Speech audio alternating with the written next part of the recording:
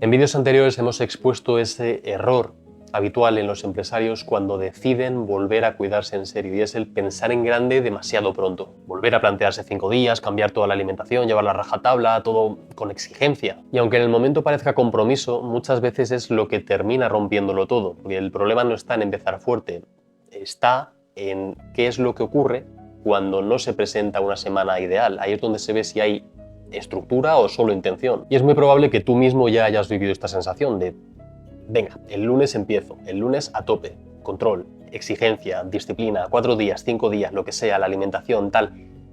Y empiezas cumpliendo, pero en el momento en que aparece ese pequeño fuego que tienes que apagar en tu negocio, esa llamada que se alarga, ese cliente que necesita algo, todo de repente empieza a negociarse, empieza a moverse, empieza a trastocarse. Hay algo que por lo que sea te termina ocupando más de lo previsto y una sesión pasa al día siguiente, otra sesión desaparece, luego vuelves, intentas compensarla, a ver cuándo puedes, y al final lo que te habías planteado no se está ejecutando, estás volviendo a improvisar. Y las cosas son así, va a haber semanas buenas y va a haber semanas en las que se te presenten varios imprevistos que te trastoquen por completo lo que tenías pensado. Entonces, no es un problema de que te falte capacidad de llegar a más, sino de estar construyendo desde una versión demasiado optimista de tu semana. Al final, una estructura diseñada para una semana ideal no se sostiene, no aguanta la presión, a la mínima se va a deformar. Entonces, la pregunta más útil aquí no es cuántos días podrías llegar a entrenar en una semana ideal, sino cuál es el mínimo que puedes cumplir, incluso en semanas malas, para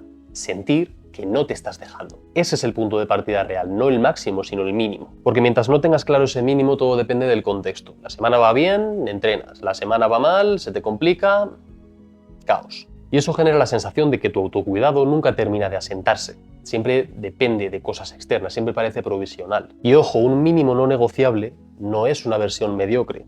No es resignarse ni hacer poco porque sí. Es definir cuál es el estándar de base que mantiene tu identidad incluso en semanas complicadas, y eso lo cambia mucho todo. Porque ya no estás pensando en que todo salga perfecto, sino en que el sistema no se rompa, y eso, en personas con mucha carga mental, ayuda muchísimo. Entonces, deja de pensar en cuánto puedes llegar a meter, sino en cuánto puedes proteger. Y proteger no es simplemente anotarlo en una agenda, es asumir que eso existe aunque la semana venga torcida, aunque haya cosas pendientes, aunque te venga el pensamiento de que podrías dedicar esa hora a algo más productivo, porque si no vuelve a pasar lo mismo. Todo parece razonable para moverlo, y como parece razonable, lo mueves. Y aquí hay algo sutil, y es que cuando no tienes definido ese mínimo, cualquier ajuste parece pequeño. Hoy no pasa nada, mañana compenso, esta semana es solo esta semana, que viene rara. Pero cuando eso se repite una y otra vez, ya no estás ajustando, estás debilitando tu estándar. Hay una frase que a mí me gusta mucho que dice que una vez es excepción, pero dos se convierte en patrón. Y eso internamente se nota. Aunque físicamente no vaya a ser dramático, tú sabes cuándo estás protegiendo algo y cuándo lo estás dejando abierto. Entonces, no me cansaré de decirlo, no tiene que ser perfecto, tiene que ser real, tiene que encajar en las semanas malas, porque si encaja solo en las buenas, no es un sistema. Siempre hay algo, siempre hay otra prioridad, y si estás esperando a que llegue una semana totalmente limpia,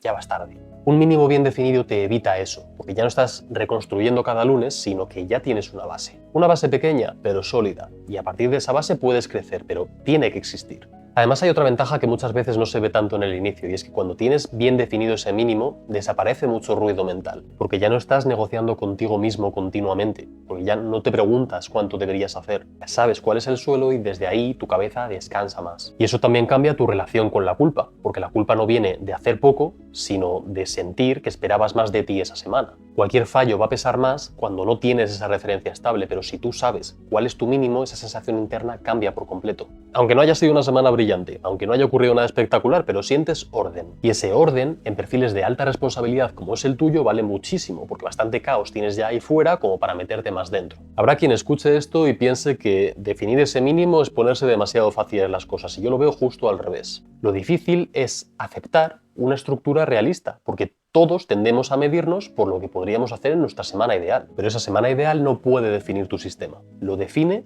aquello que aguanta cuando hay presión. Por eso el mínimo no se construye desde la ambición, sino desde la sostenibilidad, y si la semana aguanta más, perfecto, pero construyes desde esa base. Y eso es importante porque mucha gente convierte cada semana en un examen. Si sale bien, satisfacción, y si sale mal, ya he vuelto a retroceder. Y así es imposible sostener una relación estable con el entrenamiento. todo pesa demasiado, todo depende demasiado. En cambio, cuando hay un mínimo claro, la semana deja de parecer una evaluación constante, pasa a ser simplemente ejecución. Hay semanas mejores y hay semanas peores, pero la base sigue ahí, y eso psicológicamente cambia mucho más de lo que parece. En el mundo empresarial esto lo entendemos bien. Sabemos qué procesos mínimos tienen que darse sí o sí aunque haya presión. No porque sean perfectos, sino porque mantienen estabilidad. Y con el entrenamiento y el autocuidado debería ser lo mismo. Pero muchas veces seguimos tratándolo como algo emocional, como algo que depende de cómo venga la semana, y ahí se rompe. Y te cuento un secreto. Curiosamente, cuando sostienes bien lo mínimo, muchas veces terminas haciendo más. Pero lo haces desde una base ordenada, no desde la ansiedad. Tu mínimo no tiene que impresionarte, tiene que protegerte. Tiene que hacerte sentir que sigues dentro. Que pase lo que pase, hay orden dentro de ti. Porque al final el problema no es entrenar poco una semana en concreto porque ha sucedido lo que sea, sino sentir que vuelves a perderte dentro de tu propia agenda. Así que antes de pensar en progresar más, apretar más, volver a como estabas hace unos años, conviene definir bien esto. Cuando esto está claro, todo lo demás empieza a colocarse mejor. En un futuro vídeo hablaremos de qué es lo que sucede cuando incluso ese mínimo se pone en riesgo porque la semana se descontrola por completo. Porque ahí es donde muchos vuelven a caer en el todo o nada y hay una forma diferente de plantearlo. Pero de momento por hoy solo respóndete a eso. ¿Cuál es tu mínimo no negociable?